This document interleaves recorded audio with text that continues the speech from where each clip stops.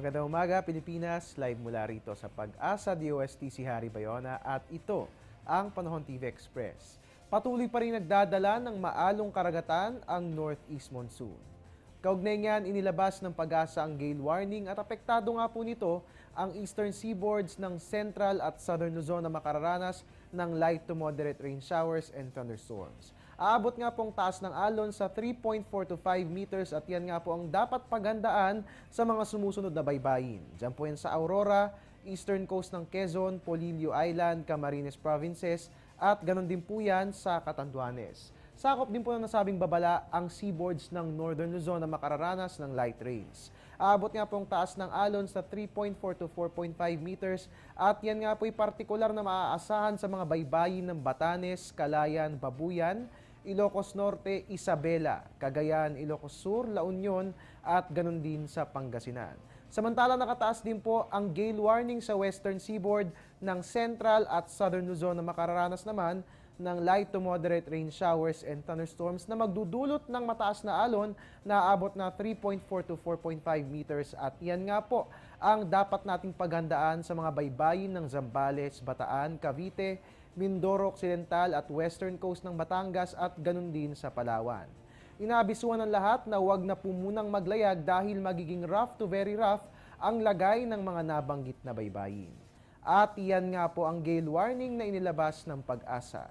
Magbabalik po ang ating ulat panahon makalipas ang isang paalala. Teng, ang package. Ma'am, sabi ng Air 21 on the road na. Ano, Teng? Ang package. Ma'am, sabi ng Air 21 na receive na. Okay, very good. Basta padala, sagot ka ng Air 21. May real-time delivery updates via text para worry-free ka. Teng, ang package, napadala mo na? Yes, ma'am, sa Air 21. Sa Air 21, sagot ko, padala mo!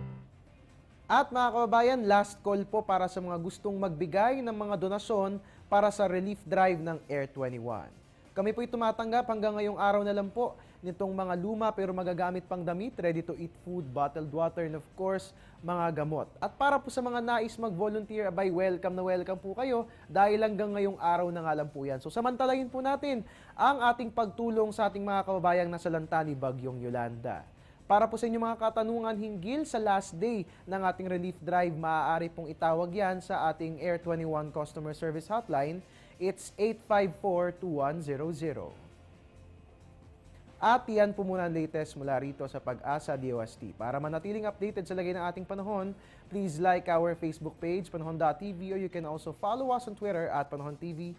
And of course, welcome lahat sa ating website na www.panahon.tv.